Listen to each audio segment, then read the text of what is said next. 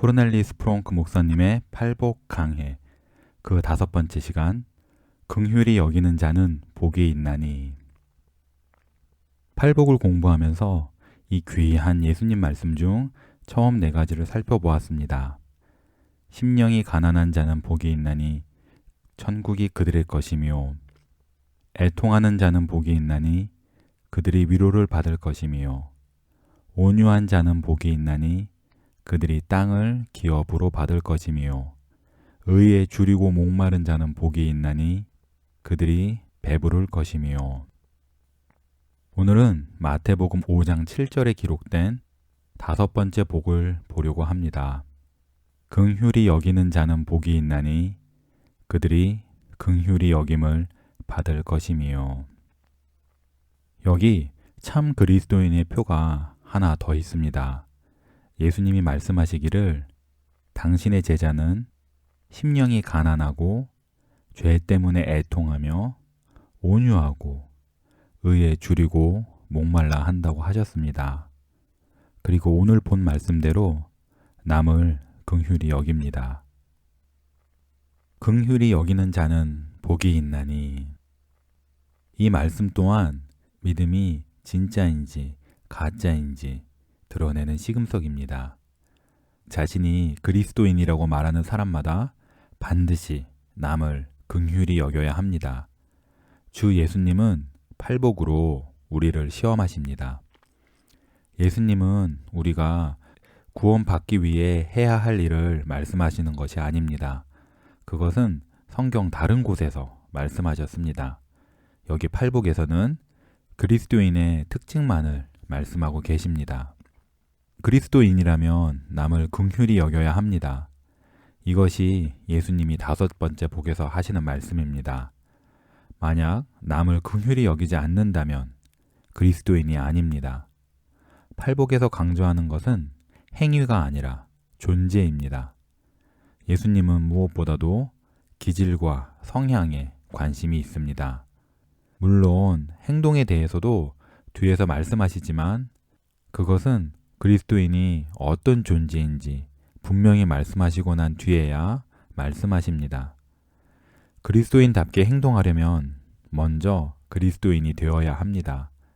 이 중요한 사실을 늘 마음에 두어야 합니다. 성경은 우리에게 그리스도인처럼 살거나 그리스도인답게 일을 하라고 말하지 않습니다. 먼저 그리스도인이 되라고 말합니다. 어떻게 해야 그리스도인이 될까요? 거듭나야 합니다. 중생해야 합니다. 그래야 새로운 본성을 받고 그 본성을 따라 살게 됩니다. 그리스도인의 삶이란 한번 잠시 그리스도인으로 살아볼까 하고 내가 채택할 수 있는 그런 것이 아닙니다.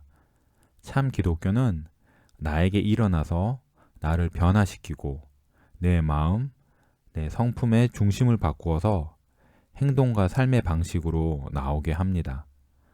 이 삶의 방식이 무엇인지가 바로 팔복에 나옵니다.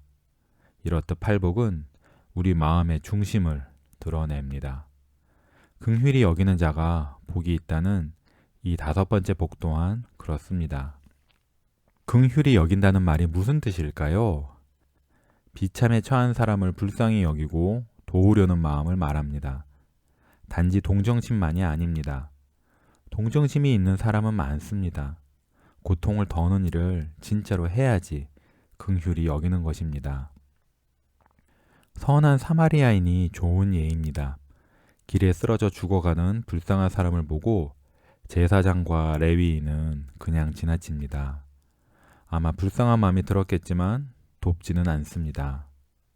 반면에 선한 사마리아인은 그를 도와 건강을 회복하게 해주었습니다. 이것이 긍휼히 여기는 것입니다. 불쌍한 마음이 들어 도와주는 것 말입니다. 긍휼히 여기는 것의 최고 모범은 하나님께서 당신의 아들을 세상에 보내시고 또 그 아들이 세상에 오신 일입니다. 하나님은 죄인인 우리의 비참한 상태를 보시고 불쌍히 여기셨습니다. 우리 비참을 보시고 또 해결하시기 위해 일을 하셨습니다. 사실 필요한 모든 일을 하셨습니다. 비참한 죄인을 구하려 독생자를 갈보리 십자가에서 주께 내어주셨습니다. 이것이 바로 긍휼입니다. 긍휼히 여기는 심령을 삶 가운데 보이는 사람은 긍휼히 여김을 받을 것이기 때문에 복되다고 그리스도께서 말씀하십니다. 물론 이 말은 내가 남을 긍휼히 여기기만 하면 하나님이 나를 긍휼히 여기실 거란 뜻이 아닙니다. 만약 그렇다면 우리는 우리의 행위, 그러니까 긍휼히 여기는 행위로 구원받는 것이 됩니다. 하지만 성경은 분명하게 오직 은혜로만 구원받는다고 말합니다. 그러면 주님의 말씀은 무슨 뜻일까요?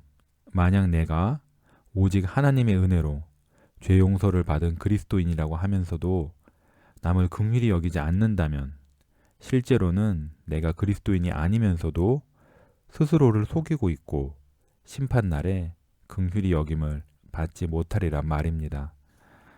이 가르침은 마태복음 18장에 있는 무자비한 종 비유에서도 분명히 드러납니다. 예수님은 한 왕이 큰 빚을 진 종에게 빚을 갚을 것을 요구했다고 말씀하십니다.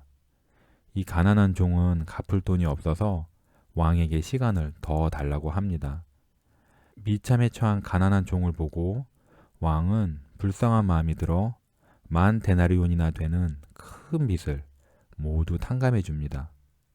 하지만 이 종은 나가서 자기에게 훨씬 적은 빚을 진 동료를 만나 빚을 갚으라고 독촉합니다. 동료가 참아달라고 갚겠다고 비는데도 듣지 않고 마지막 동전 하나까지 다 갚으라면서 그를 감옥에 가둡니다. 이 광경을 본 동료들이 주인에게 알립니다. 왕은 이 이야기를 듣고 몹시 화가 나서 이 악한 종을 불러 세웁니다.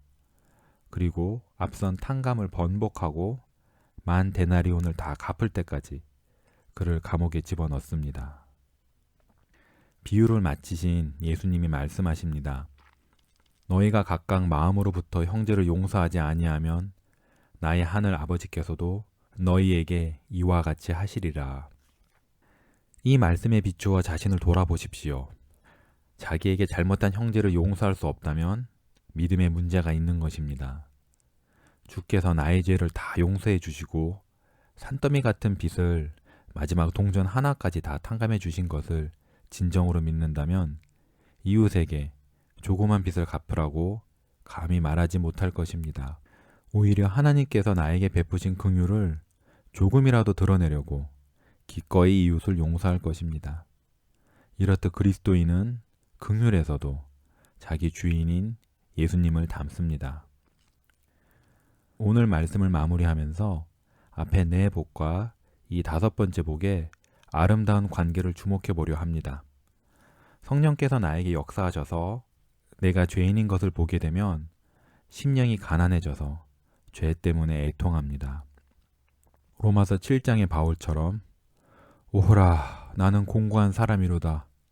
이 사망의 몸에서 누가 나를 건져내랴 하고 울부짖습니다. 내가 전적으로 죄악되고 무능하다는 사실을 알아 마음이 온유해집니다. 내 잘못을 너무도 잘 알기에 누가 지적하더라도 화가 나지 않습니다. 이렇듯 나의 죄악된 상태를 알면 하나님께 의롭다는 판결을 받아 하나님과 바른 관계를 얻게 될 뿐 아니라 내 본성을 바꿔줄 의로움에 줄이고 목말라 하게 됩니다. 오직 그리스도 안에서만 이 의로움을 찾을 수 있다는 사실을 알고 또 하나님께서 이 의로움을 은혜의 선물로 거저 주신다는 사실을 알아 믿음의 손으로 이 그리스도의 의로움을 받습니다. 그 결과 나는 남을 긍휼히 여기게 됩니다. 내 이웃을 향한 태도가 바뀝니다. 그리스도인의 눈으로 보니 이웃이 죄와 사탄의 가련한 희생자로 보입니다. 그래서 마귀의 비참한 종인 그 이웃을 불쌍히 여기고 심지어 그가 나를 미워하고 학대하더라도 긍휼히 여깁니다. 이렇게 하는 법을 나의 주님께 배우는 것입니다. 복되신 예수님은 십자가에서 당신 손과 발에 못질을 하는 군인들을 보고 아버지 저들을 사하여 주옵소서 하고 기도하셨습니다. 왜일까요? 군인들은 자기가 무슨 짓을 하는지 자기 죄가 얼마나 큰지 모르는 사탄의 희생자이자 죄의 종일 뿐이었기 때문입니다. 그래서 예수님은 아버지께 그들을 용서해달라고 구하신 것입니다. 순교자 스데반처럼 우리도 이런 예수님을 닮아야 합니다. 스데반은 돌에 맞아 죽어가면서도 주여 이 죄를 그들에게 돌리지 마옵소서 하고 기도했습니다. 긍휼히 여기는 마음은 이렇습니다. 그런 건 불가능해요 하고 말씀하실지 모르겠습니다. 예, 맞습니다. 불가능합니다. 우리의 힘으로는 결코 가능하지 않습니다. 하지만 믿음으로 그리스도께 접붙여진다면 가능합니다. 그러니 우리 모두 자신을 시험해 봅시다. 남을 긍휼히 여기고 원수까지도 용서할 수 있습니까? 이 질문에 예, 그렇습니다 라고 답하지 못한다면 그리스도인이 아닌 것입니다. 아무리 그리스도인 행세를 하더라도 아닙니다. 하지만 예, 그렇습니다 라고 답할 수 있다면 당신은 참으로 복되고 행복한 사람입니다. 긍휼히 여기는 사람은 복이 있나니 그들이 긍휼히 여김을 받을 것이기 때문입니다. 사랑과 긍휼로 마음이 녹아 움직이는 자는 복이 있나니 주이신 그리스도께서 그에게 사랑과 긍휼을 베푸시리로다. 아멘.